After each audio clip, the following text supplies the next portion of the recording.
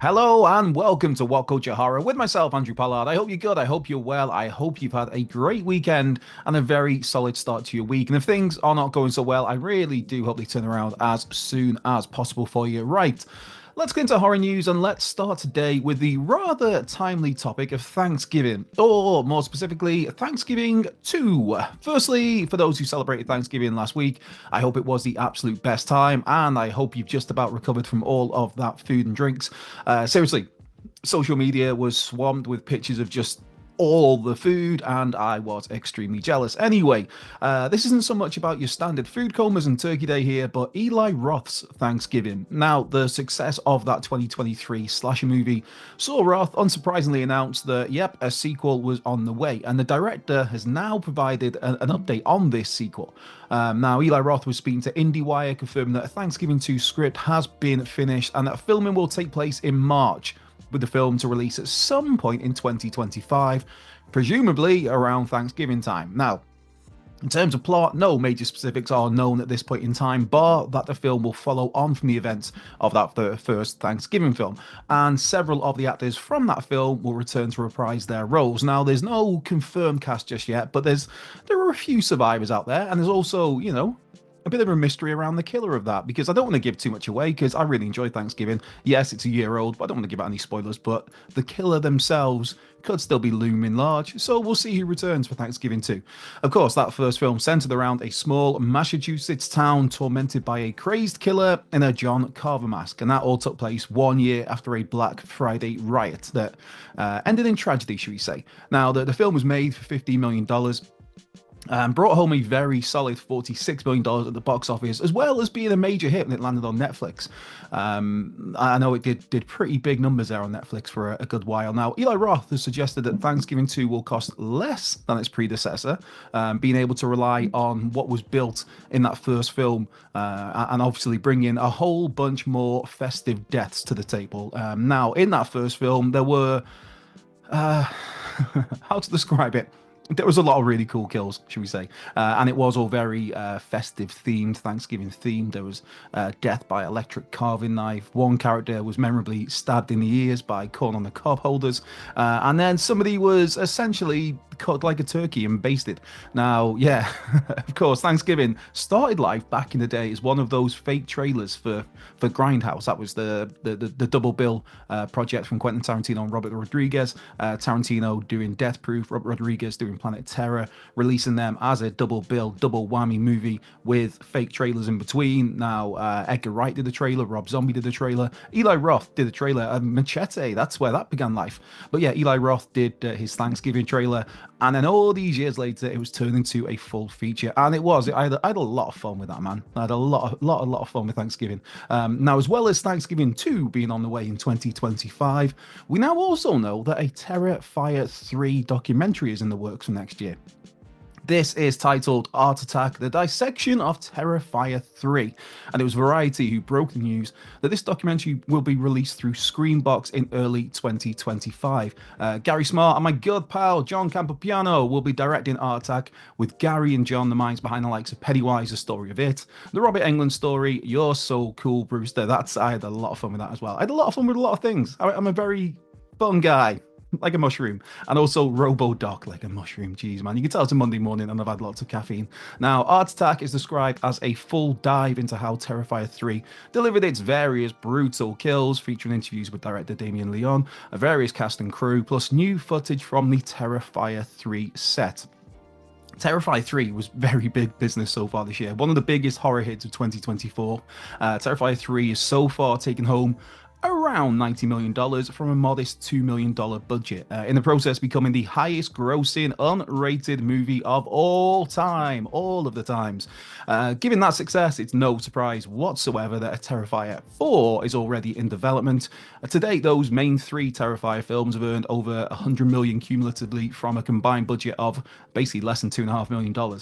So it's very big business. It's very profitable business to be in business with Art the Clown. Now, as is often the case with horror, the relatively cheap cost involved means if you do make something that finds an audience, it can often lead to a major financial returns. For example, You look at Paranormal Activity, those first three movies alone cost barely $8 million, but brought home nearly $580 million. So look at that. You made three movies for $8 million in total, and you're getting nearly 600 million back. Big business, man. But then again, that first Paranormal Activity, that originally cost Oren Peli, I think it was around about $15,000. Obviously, there was a little bit more added to it when it got picked up. But yeah, $15,000, and that got nearly 200 million. So again, very big business. That low cost and the potential for huge profit margins, of course, that is one of the main reasons why we forever see sequel after sequel after prequel after remake after reboot, etc., etc. Now, speaking of revisiting a property of old, we might now have a release date for the upcoming remastered Thing video game. Now, a sequel to John Carpenter's iconic 1982 movie, one of my favorite movies of all time. The Thing video game was released on PC, PS2, and Xbox back in, 2002? Received plenty of positive reviews at the time, and earned a nice chunk of change as well. Now, a planned sequel was supposed to arrive a year later, but that was unfortunately completely scrapped. But now, Night Dive Studios have got a remake of that 2002 game on the imminent horizon for PlayStation 4 and 5, Xbox One and Series XS, Nintendo Switch and PC. And while the trailers, again, put a smile on this face, they all look magnificent. The problem is, the game has still not been given an official release date. Until now, maybe, kind of. You're telling me there's a chance there. And this all comes from Xbox Wire, who were picked up on a listing for a 5th of December release date for the Thing remastered on Xbox, which that would be this coming Thursday. Now, Night Dive Studios have yet to comment on this matter themselves, and a quick look on the PlayStation Store, because obviously I'm a PlayStation guy rather than an Xbox loser. I joke. Enjoy whatever console or device you so choose. But a quick look on the PS Store before I start recording this morning, it still has a game listed as coming soon. So, is the game on the way on December 5th? If so, is it one of those where it's just Xbox users who get the game on that day, in which case touche Xbox users? Or is this merely December the 5th was penciled in initially and kind of forgotten about? Either way, one has to think that the Thing will be arriving very, very soon, and I cannot wait. All I'm hoping for is that it's not a similar case to Indiana Jones and the Great Circle. Now, with that, I got very excited, because that game, again, looks very good. I got very excited about the 9th of December release for that, only to realise that the game is only releasing on Xbox on PC at that date. So yeah, us PlayStation idiots, we have to wait until some unconfirmed time in 2025 for that one. But sticking with horror video games to wrap up today's news video, and the nominees have been announced for this year's Horror Video Games Awards. The nominees were announced by Phil Dickens and a certain Ash Millman, formerly of this very parish. Hey Ash, with it coming as no surprise to see the Silent Hill 2 remake stealing the show here with an impressive 8 nominations. Although Ron Gorgon's creepy mouthwashing and Storm Mind's A Quiet Place to Road Ahead aren't far behind, nabbing 7 nominations each. The full list of nominees across 16 categories in total, that can all be found by heading over to thehorrorgameawards.com. But just to focus on the big one, the Best Horror Game of 2024 award. The nominations for that in alphabetical order are A Quiet Place to Road Ahead, Buckshot Roulette, Crow Country, Five Nights at Freddy's Into the Pit, Hollow Body, Home Safety Hotline, Indigo Park Chapter 1, Mouthwashing, Shipwreck 64, Silent Hill 2, Slitterhead, Sorry We're Closed, Still Wakes the Deep, and The Outlast Trials. All I'm saying is the horror game I've enjoyed the most this year is absolutely IllFonic's Killer Clowns from Outer Space. But hey, I'm a sucker for that original movie, and I get a kick out of just menacing humans with my slappy skin, which is quite the sentence. Even if the latest patch update seems to have turned those humans into Olympic sprinters who are near impossible to chase. Like, come on, man. Give a Slappy a chance.